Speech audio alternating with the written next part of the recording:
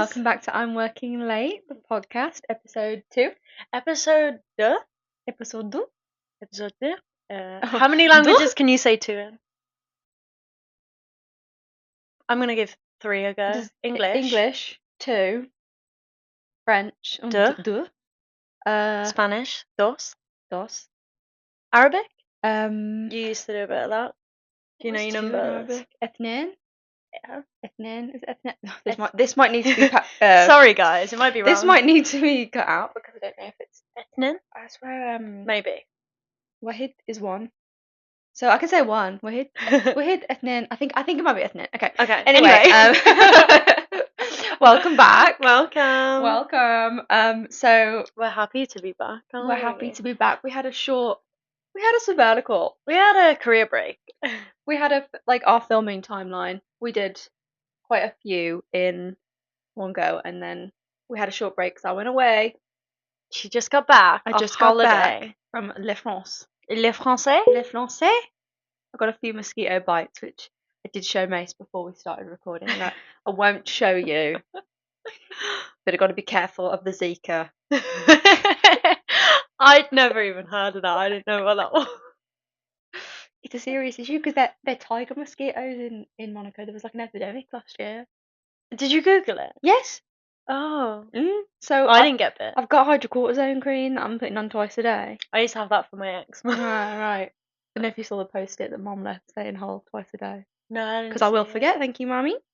Anyway, that's why we took a little bit of a break. Yes, sorry. But you guys won't even realise that because these are consistent weekly anyway. Yeah. But for us, we did take a little bit of a break. I took some time off. Anyway, so let's get into what this episode is about. Yeah. So today's episode, as you would have seen from the title, is navigating the competitive environment of being a young lawyer. So something we know all too well. I remember it all too well. If you've watched any of our other episodes, you know that we have a song for everything. A song for everything. So that's the theme of the episode, is navigating the cutthroat environment of working in law. So if you're not working in law, you don't want to work in law, this is still interesting for you guys to just get some background. Yeah, and I guess, I mean, we personally don't know what it's like to work in other fields, but I assume that the environment in any corporate entity is the same. Yeah, I would think so. Probably has the same sort of challenges, structures for recruitment and things like that. Maybe. I mean, don't quote me on it, but I'm gonna. It's all transferable, right? I agree. Yeah. I agree with that. Yeah. So let's kick off with question of the week. Sorry, I didn't know that part was coming up. Sorry about that, guys. Sorry, guys. I left you to a solo. My bad. So this question of the week was, what is your fever dream career? Okay. See, the questions of the week is like Holly's thing, so I don't know what the question of the week is going to be. A lot of the time, Macy is a blind react to it. A lot of the time, I'm literally just here for filming. Yeah. So I do the question of the week. So the question of the week you see on Instagram or you see on TikTok, that's facilitated by me. I'm not logged into any of the social media I run accounts. the socials. If anyone is enjoying the socials, it's me. It's Holly. Macy runs all the tech, so which is why I'm probably gonna go grey. Anyway. So question of the week, what is your fever dream job? Yeah, so what I mean by that is, what job would you do if you could do any job? It's not the one you're doing. So you've got no like restraints or anything. Yeah. Growing up, I always wanted to be a jockey. Okay. I was obsessed. Jockey. Yeah, I was obsessed with like horse shows, and I was a horse girl when I was young. I still am. Okay. I was a horse girl. Equestrian. But I used to watch like Racing Stripes. Did you ever watch that? No. Oh, okay. Well, it was this film about a girl who lives on a ranch, and they find a zebra, if you're American, in the road, and she takes it back to the ranch, and she like enters it into the horse racing competition. But obviously, there's a lot of politics around it because they're like, "This is a zebra." Yeah. You can't race a zebra. But I used to love. Can you ride a zebra? And she was a jockey, and I was like, so she was a zebra jockey. Yes, so that's what I wanted to do. Okay. But then I am 168 centimeters, so unfortunately, I don't know why I said Right. it like that. I'm 5 foot I was going to 6. say, we only speak in feet here. Sorry, I'm having like Americanisms rubbed off on me. We know why. So yeah, I used to want to be a jockey, but my nan told me, and I'm very aware I'm way too tall to be a jockey. But I don't think that should be a discrimination, if I'm honest. I'm going to go be a jockey now, prove everybody wrong. Yeah, I've got to go and become a jockey. So Well- sorry, guys, I'm actually not going to be a lawyer anymore. I'm 5'1", so I could be a jockey. Oh, Probably. you could so be a jockey, Yeah. and you'd be a good one as well. Nimble. Nimble. Those. You wonder? I'm nimble. What about what was your fever dream? I feel like I know I this. have quite a few. Go on, reel them off. Okay, so my first one is a pilot. Of course. I would have loved to have been a pilot. Still would love to be a pilot. It's still attainable. No, it is. I mean, flying school is quite expensive, but if we could save up for that, and I could do I could fly and be a lawyer at the same time. Well, we've spoken about this when we first became friends. We were both really into aviation. I mean, you still are. I still am. I have an Emirates model aircraft in my room. It's been a year now, so it's probably around last summer. And I used to do the flight tracking, and I was really interested in what model the planes were going over. But we had a conversation about becoming a pilot because of us both being interested in it, and we used to say that it was something we'd probably do after retiring. Yeah, or 35 onwards. Yeah, after making partner. Yeah. Need another hobby. Ideally do it at the same time, but yeah. No, I had simultaneously. My mum's friend was a pilot, and he only went into flight school when he was 30. Yeah. Because you have to save for I think it's £100,000, isn't it? It's expensive, yeah. Law school is how much? Half of that. Half of that. So that's my first one. My second one, this one is also very difficult. Irish dancer, which I can't do because I have a tilted pelvis. Are you Irish? I'm also not just Irish. Got a tilted pelvis. I've just got a tilted pelvis and scoliosis. I can't do that. That's why it's a fever dream. But I mean, I probably could do it and then be hospitalised. Or I'm not encouraging you to chase your dreams if it's going to end up in an injury. Don't chase them if there's an issue like that. Yeah, please. But yeah, I would love to do that. I love it. I really want to go and see is it Riverdance or Lord of the Dance or I know nothing about Irish I think dancing. it's Riverdance, and I would really like to see that. Michael Flatley, that No. Okay. Where they kick the legs. The only dance move that I know where people are kicking their legs is the DCC Thunderstruck. Oh my god! Have you started watching the news? I haven't watched season 2, but it's coming up on my but it's coming up on my TikTok. Oh, I'm so excited. I was in the gym as I was watching it, and they were doing the kicks, and I was like, I've got to become flexible so I can just do that. I only want to learn how to do that. I don't want to be a cheerleader. I just want to know how to do that. I love that show. Do you remember we watched it last year together? Yeah, and we were texting each other oh my god, Reese is my fave. Reese is my fave. Reese is my fave. She's so godly. I love it. Yeah, fantastic show. We'll be watching that. Anyway, we digress. Bass player. Bass player. As in the guitar. Yes. What genre would you be playing the bass guitar for? Jazz, style, rock? Style. As in the song. That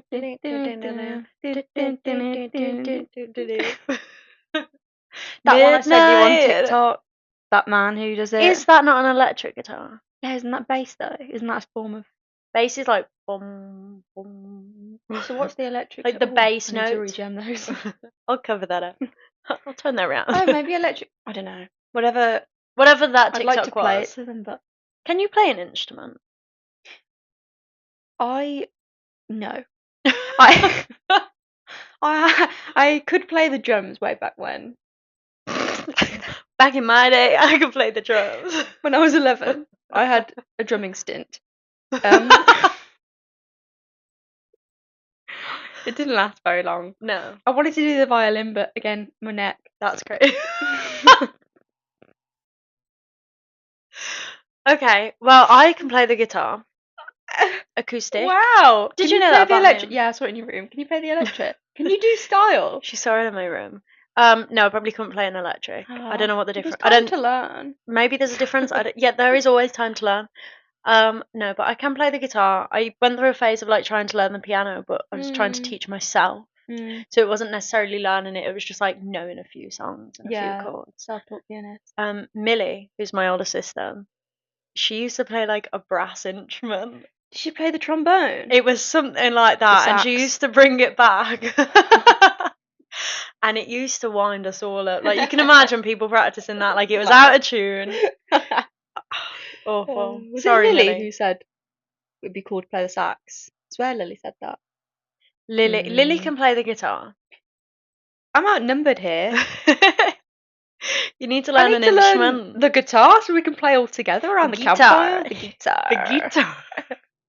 Anyway, I don't know what's gotten into us since we turned this camera on. So giggly. We're just full of giggles. So those are some fever dream careers. What is enough about us? What's everyone else's? What's everyone else saying? What's everyone else said?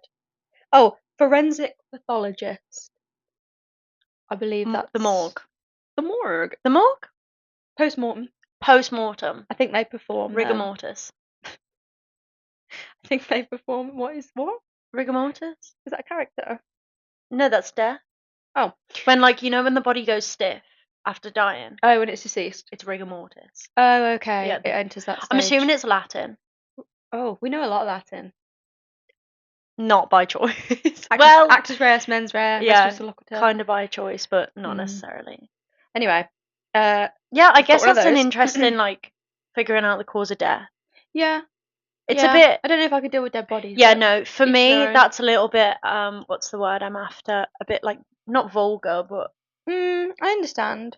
I think it depends how you are, if you can deal with that. I wouldn't be able to. Yeah, and if you can, that's fantastic, because obviously people have to do it. Somebody has to, yeah. Thank you for doing it. Thank you for your service. God bless our troops.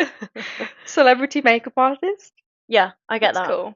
That's because imagine the people that you'd meet and like, would you gossip? Because I gossip with my nail tech. If you were like their go-to makeup artist, like you're their only one. Think of like Kylie Jenner. Yeah. Like she has one makeup artist. That's it.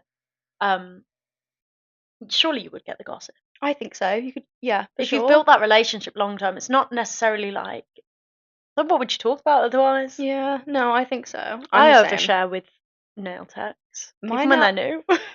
I go and sit there and offload. Yeah. My nail tech, Eve. My nail tech, Shan, is my therapist. Yeah. So, thanks, God. Again, thank you for your service. Maybe that's what the title of this pod is going to be called. Thank you for your service. What else have we got? Chef? I get this. I get this because sometimes when I'm cooking, I do think, I could do this. Mm-hmm.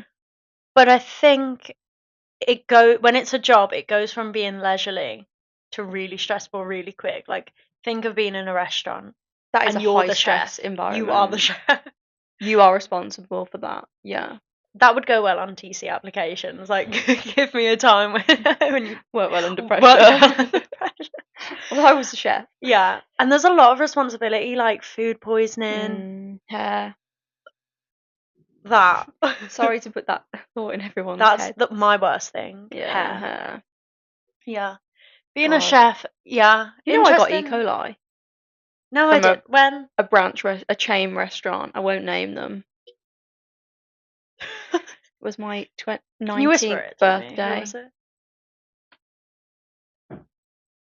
Oh, really? Really? You got E. coli? E. coli. Shouldn't that... E. coli dot?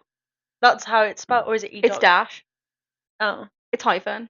Oh. E hyphen there's a dot in it. What? Anyway, irrelevant. Dot of the I. Cross of the T. That's really serious. Yeah, I had to go to the hospital. What had you eaten? Burger. With bacon. Beef and bacon. Double beef. Beef, bacon. Yeah. What is it, E. coli? I know it's serious, but like, what is that? That's the official term for food poisoning. Or no, well, you can have salmonella. Yeah, I'm aware of that. And E. coli is red meat, I think. I know all too well food poisoning from shellfish. Yeah, we both got food poisoning. I'm a victim of food poisoning from mussels and crab. What is E. coli? That's a bit of a technical explanation there. See, E. coli. Told you. Oh, I thought it was hyphenated. Oh, sorry, my apologies. Told her. You may be exposed to E. coli from contaminated water or food, especially undercooked ground beef. So it's food poisoning because the meat was undercooked. Yeah. And What because it was a burger, it was minced. So I think the difference was between like minced? steak being undercooked is like the bacteria is burnt off around the edge. Because it's minced, it's like potentially. I mean, I don't know the You making that up? specifics, but that's what I heard. Um. So yeah, I went to the hospital and it was during like COVID, and I sat for 4 hours on my own. Was it like traditional food poisoning? I don't know why I said traditional, but you're gonna understand what I mean. Was it like Correct. traditional food Yes. poisoning, as in like the symptoms were the same, The or did the symptoms symptoms were differ for E. coli? the symptoms were of traditional nature. Yes. Okay, moving on I then. was sweating a lot. Well, if you're a chef, my thoughts go out for you because I couldn't do it. Store your meat and your fish well, please. Please, I'm begging. Anyway, shall we move on? Also, can I just preface that if you hear any banging, the studio It's some having works are work. next Yeah. door, so hopefully you don't hear them. But if you Which do, we didn't actually know that there was works going on until no, we otherwise we arrived. would have rearranged the filming time. But And we don't know how long they're going to be there, so I think they just had the lunch we're because just they were off for about yeah. half an hour. So Wonder what they had for lunch. yeah, should we go? Should we get them in? Get them in the pod. Yeah. Anyway, Right. So moving on, moving okay, on. let's jump Because in. we've So spoken way too much. for navigating the competitive environment, first thing we need to understand, I think, is competition. I agree, and I agree. Um, why is law so competitive? Because we're in that competitive field. You Mm. know, we see it from a student perspective, someone aspiring to be in the field.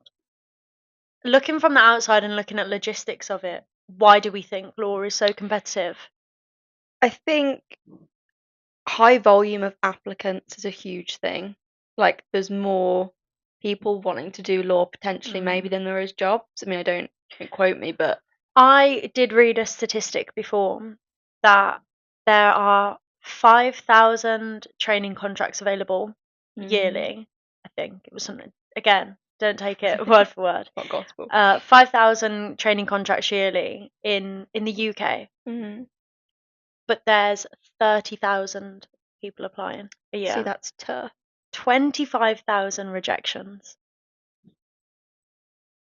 And how you cope with that rejection. And It's if a you different think matter. about it, like, okay, 5,000 people are getting accepted a year, 30,000. That's what?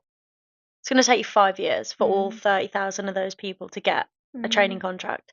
But in those 5 years, another 30,000 are applying, intake. or another 40,000, because it's going up and up, because like you said, more people are getting into law, and it's not a bad thing. But I do think the job market, especially after COVID and the whole working from home and businesses realizing that they can profit a bit more by not having so many posts open, you know, not going into the office, is impacting the job market. Yeah. And that figure of 5,000 training contracts might have even decreased since COVID. I mean, again, don't quote me. I don't know how recent that statistic was, but it's something to think about when you're thinking about the competition. And that's why you need to differentiate yourself. But before we get into that, I think another one is like rigorous admission standards. So your psychometrics, your processes. That's probably also what makes it quite competitive and hard, is because they're weeding out more. I think the new age of AI developing in recruitment processes has made that application process worse, because you're not, majority of the firms, you're not sending off your CV for it to be reviewed by a person immediately. Yeah. It will be reviewed by a person, but immediately it's going through an AI hiring system which is looking for like keywords. I mean, you're not to know any better what keywords they're after either. I guess maybe something from the job spec. But for something like a training contract, I think it's more difficult to get a keyword in, because there's not necessarily a job specification for it. Yeah. It's just, these are our values, you know. Especially a back scheme This as is well. how you apply. Yeah. But yeah, I think it's probably more competitive because really strong candidates with really strong applications are getting rejected because they're just not fitting those AI guidelines. And I think maybe AI has been a negative Mm. in In some aspects, some yeah. aspects, and this is one with people getting jobs. I mean, I'm all here for, it's less time consuming. Imagine a human trying to read through 30,000 applications. Mm. You know, it's crazy. But I think maybe there needs to be a bit more, the AI needs to be tailored Okay. a bit differently, Uh-huh. less generic. But I do think AI is probably one of the reasons why it's became more competitive. They're also looking for to make sure that you haven't, or candidates haven't used AI Which in is their kind of ironic. applications. Yeah, because they're using AI to screen it. So, I do know quite a few firms that encourage it on their training contract applications, and okay. a few that I've done, there'll be a question, and it's like, um, in the future, like, how will you use AI That's as a so interesting trainee? because when I was applying, obviously AI wasn't like, Yeah, so you were applying in 2022. yeah, 2022. It's now 2025. yeah, Obviously, AI has developed mm, significantly. yeah. But yeah, the questions now are like, if you've used AI in your training contract application, please outline how it's helped you. Like, they want Oh, you it's to, like a positive. yeah, it's not looked at because it's a skill, I guess, Mm. being able to utilize AI. Sir, really hope you can't hear that. Being able to utilize AI is a skill as a lawyer because it's a profitable market. You Mm, know, mm.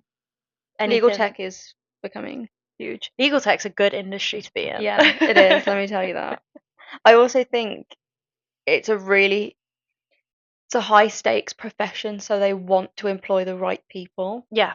And these firms have reputations to uphold. Mhm. And I do think, I mean, you follow Legal Cheek. We've Yeah. both seen it. That a lot Love of, legal cheek. yeah, I love Legal Cheek. Shout out Legal Cheek. A lot of new lawyers, barristers, etc., you'll see like a news report of them being struck off because of Mhm. something that's happened. And firms do have to protect their reputations. Yeah. And it's even things like people falsifying qualifications and things like that. So they need to be so sure of who they're hiring. And Yeah. like you said, this is why it's so rigorous. Yeah. But I just wanted to touch on me saying that they've got reputations. When you think of like Magic Circle firms, obviously we're not in the region where Magic Circle is really a, a competitor for the firms around here, Mhm. but they're gonna want to be hiring, and I know they're diversifying it a lot more. Yeah. Whether that's a positive or negative, that's up for debate.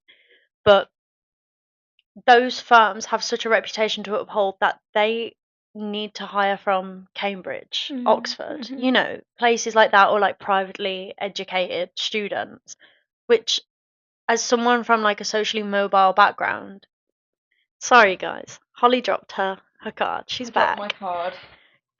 Yeah, if you're from a privately educated background, like I think private education is a great thing as well. And the education system is something that we're not going to get into now, but Yeah, you no. know, you could say a lot about. But I do think people who are from socially mobile, diverse backgrounds, you have a lot to offer Mm. because you've experienced different things in life that help you be the lawyer that you can be Yeah. and have the skills that are needed to be a lawyer, Yeah. that perseverance, that resilience, etc. So definitely not only, these non-socially mobile students are getting Mhm. hired. Like let me Yeah. let me It's all right. sorry guys. Sorry to like we're Oh scaremongering. no, we're not gonna do that. Um, let's talk about Sorry guys. Just sniffed into the mic. let's talk about how. Okay, so we've sort of said how it's a competitive environment. Yeah. Okay, then tell me how I break into that environment. How do I draft? How do I make a good application? I think a good application starts from the start of your law career, Okay.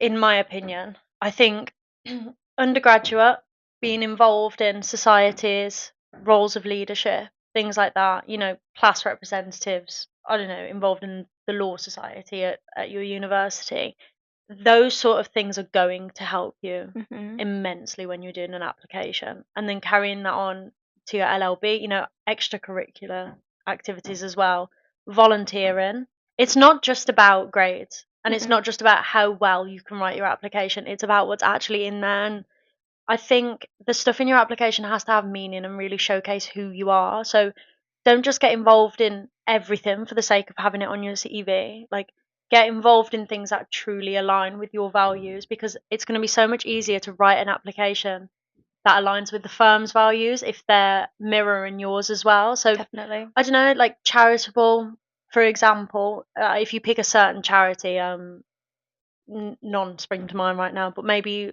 Women Aid, Mhm. something like that, and then finding a firm that does a lot for diversifying women in law, Mhm. you're going to have a crossover there, and that's how your application is going to stand out against a candidate who's applying because, yeah, they align with the firm, but they don't necessarily align specifically. Yeah. They don't hold the same values. Yeah. I think that's important for standing up. But I don't know. What do you It's like think? you're using it as an example to say like, this Yeah, is how I fit with you.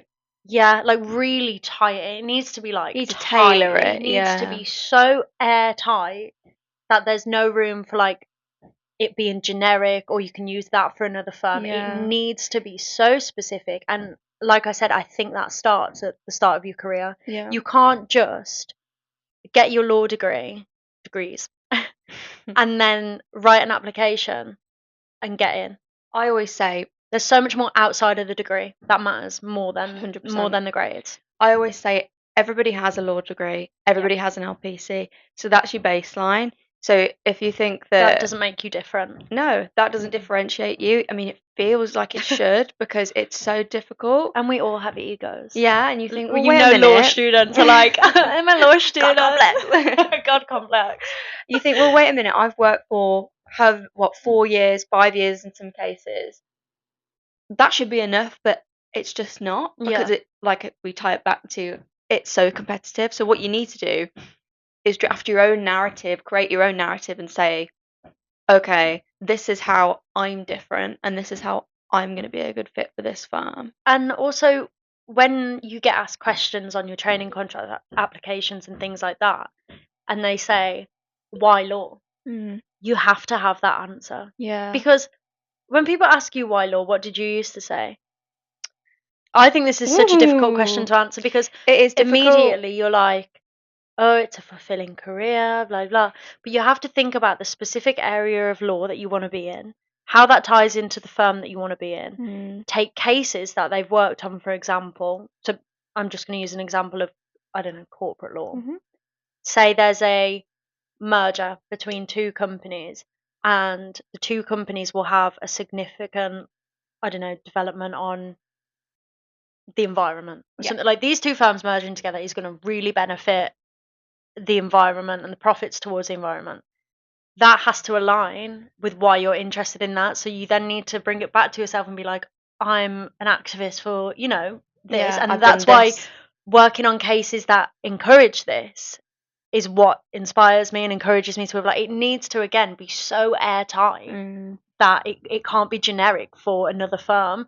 And I think taking cases that these firms have worked on in the area that you want to specialize in is something that's definitely going to differentiate I and agree. give a strong application. Yeah. Because again, it shows that you've researched it, and the firms love hearing about themselves. Like they want to know that you have researched the firm. Yeah, they want to know you're interested. Yeah, and that comes back to again making it not generic. Yeah. It can't fit more than one firm. Your Mm-mm. application has to change every single time. Yeah, which is time consuming, but it's worth it because you put Yeah. effort in for it. I mean, there's staples. Like, obviously, you can have a list of the things that you've done Hmm that you want to tie into an application, but tying it into the firm that you want to be at is going to be different every time. Yeah, it's more so the things you've done and more so tying it into the skills they look for Yeah. rather than the firms what they do. Like So, if that makes sense. well, if we look at, say, the skills that they want in a trainee, because a lot of firms will, when they're advertising their VAC schemes, training contracts, Mm-hmm. will have like a list of the skills that they want in a lawyer.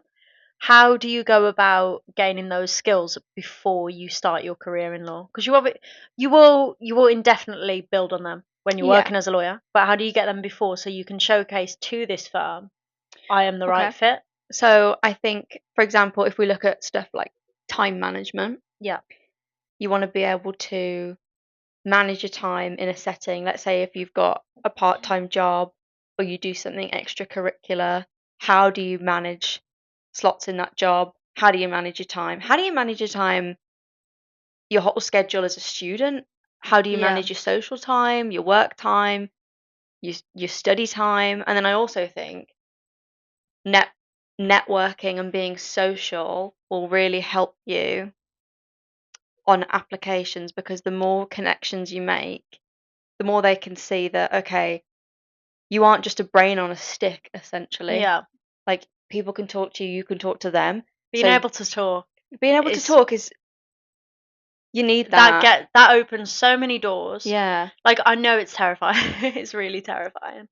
Um, but being able to speak to these people that you look up to. Being social, build that as soon as you can. Go to networking events, talk to people, do extracurricular that pushes you, join societies. You need to be able to talk to others. I think a good society to join as well are things like the debate teams Yeah, and the the debate mooting teams, yeah. societies, because not only does it shows like your communication, your negotiation skills, it's also focused on law. Yeah. So that's going to really appeal to firms. But again, it kind of defends. And you know why I said defend, because you know it's coming next. It depends on what type of law you want to go into. If you're going into litigation, you're going to have to defend. Sorry about that, guys. Oh. But yeah, I think really a way to stand out on your application is to figure out where exactly you want to be in a law firm, what department. Yeah. And it's not necessarily saying that you need to know where you want to specialize, because you've got your training contract to do that. But it's knowing that this is the right firm for you. It does the right things that you want, its values align with you. I mean, for example, Waitman's is quite a healthcare, local government, that sort of firm. And then you can compare that to Gowlin, which is a real estate firm. You've got to find Yeah. which firm you would really enjoy to be in. Just as an example, the firm I work for is very socially big on social purpose, Yeah, socially mobile. A lot of charities, a lot of local government work, and I really enjoyed all my charity stuff growing up and through uni, through school. I was really involved in yeah, that, and I wanted to keep that. Um, and that's why I really wanted that firm. So, and I think they saw that. So they will, if yeah. you are really interested in something that a firm does, they will be able to tell that. And I also think on an application, you do have to write your application in the sense of the firm are lucky to have you. Like, write it as in, this is what I have to offer. yeah, Not as if you're writing it as in, please give me a training yeah, contract. don't beg. Yeah, you're not writing it to be like hyping them up almost. You're hyping yourself up and just tying it into how you will benefit them. Yeah, this is how I fit with you. This is what I Yeah, will bring to yeah, your firm. And I think that's really encouraging as well when you do face rejections and whatnot, because you can read back on that application and think, oh, actually, I do X, Y, and Z. I've got X, Y, and yeah, Z skills. It just wasn't, I don't know, maybe you didn't hit the buzzwords for the AI. yeah. You don't know. You I don't know. also think doing vac schemes is Yeah. very beneficial. And then Insight evenings. insight evenings, don't just think of it as doing, oh, I can wait till my second year of uni and do a vac scheme, it'll be fine. Yeah. Do what you can your first year. Like, I did a insight scheme in my first year with a big firm, and I feel like that helped me. And just start as soon as you can, because once you can't get it back, You can't. if No. you start early, they'll see that you're proactive and this is what you really want to do. Yeah. So I would recommend doing that as well. And I also think, be honest, make your application honest, because they'll be able to see if you're just basically spouting a load of Rubbish. rubbish. Generic rubbish that Generic. That's the key word here. they've heard Generic. before. Yeah. Yeah, don't be generic. Mm. Be honest. In essence, be honest. Tailor your application. Hype yourself up. Tie it into the firm, and spend good time on it. And be proud, like, of what you're writing. Like, Mm-hmm. do not submit that application if you're not happy with what you've said. No. Work on it for as long as you can. Don't leave it to the last minute. I would No. recommend having a timetable. I would recommend this as well, like a tracker for when training contracts open, when their deadlines are, and give yourself, like, on the spreadsheet, months to research the firm. Yeah. You cannot research the firm in a day, and then write the application as well and submit it, and it be a good application. You can't. I mean, You may not need to make your own tracker. Anyway. Before Holly spills the secrets. Let's move on to understanding a vacation scheme. Yeah, so what is a vacation scheme? Okay, so a vacation scheme, or also known as a VAC scheme, is a period of time, most likely, it's usually in the summer, but you can get spring and winter ones. Yeah, I've seen spring and Yeah. winter. Typically 1 to 2 weeks. I've seen 3, but I don't think it usually would go over 3. Where you apply to spend that amount of time in a firm, working in the firm for the week or the 2 weeks in different departments, and they assess you. You have like another interview. I had to do a pitch in front of lawyers, stuff like that. See how you fit in the firm, and at the end of it, if they like you, essentially, they will then offer you a training contract. So that's what a VAC scheme is, in essence, that you can get a training contract directly through a VAC scheme. How does the application process for a VAC scheme differ to the application process for the training contract? So we're aware with the training contracts, or some might not be, but there's, say, 5 competency questions. Is that the same on a VAC scheme? Or do you expect a different sort of assessment into getting a VAC scheme? I still had a psychometric on the VAC Right. scheme. Okay. So I did an initial application. What did the initial application consist of? Was it just it's a few years ago. It was, I remember writing, so I think you got sort of like your general questions. I think one was definitely about values, because the firm I worked for was big on the values. So that was one. Another one was about the work they do, what the firm had recently done or written about. It was on transplants at the time, and I linked that to a legal story about transplants, and then what I had done on transplants in uni, because I picked like a module right? that was about healthcare law and transplants specifically. I wrote an assessment on. Yeah. So This is again why it's important to like kind of have an idea of where you want to be, yeah, what area you want to work in, because not exactly what area you want to work in, but choose your options wisely, I think. Give yourself that horizon. So if you do end up wanting to work in a firm that specializes in healthcare, or for example, you've got something to back that up. yeah, definitely. Yeah. So those were sort of the questions they kind of went with, and then I did a psychometric.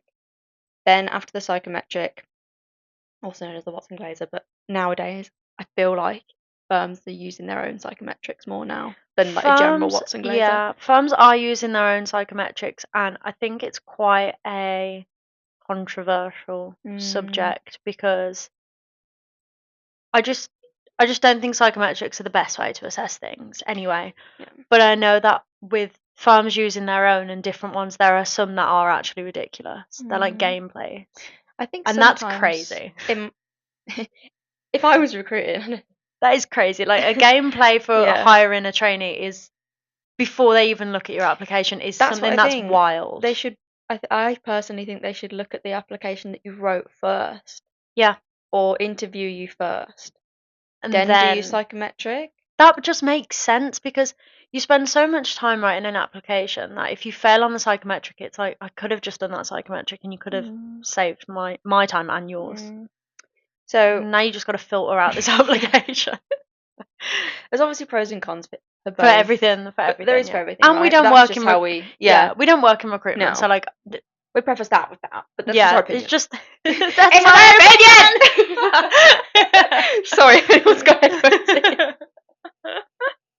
Sorry, we know that reference. So talking about psychometrics, that just brought back a lot of trauma from being rejected.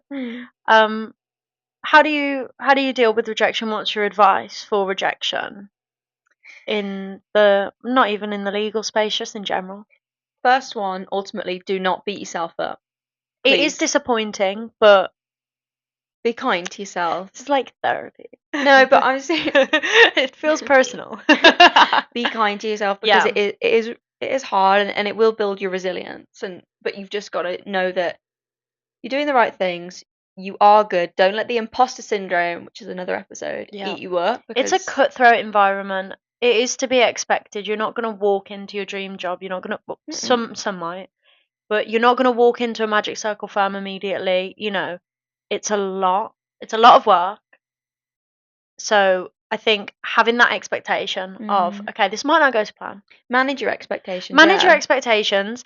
Think optimistically, but manage your expectations. Yeah. I think being able to reflect on maybe where you went wrong, even though you might not know it yourself, is a good tool to have. So go out your way to contact the emerging talent teams, the recruiters, whoever it is, and say, can you give me some feedback on this?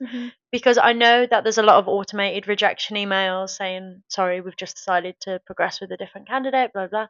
And you don't get specific feedback for how you can improve, and obviously that would be useful. But you're allowed to go out your way and email, phone, whatever, and ask for that feedback, and then they will willingly give it you. It's just that they don't have the time to sit there and give it to every applicant.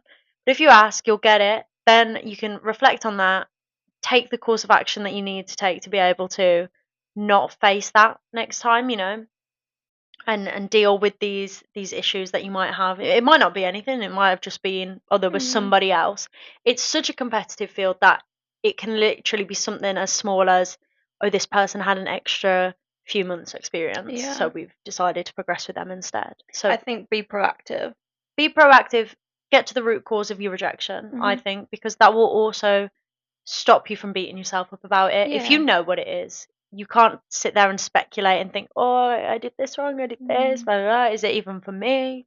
Which is another episode. If you're able to take the criticism, that's your first, you know. Being open to criticism is a good one, and it's difficult.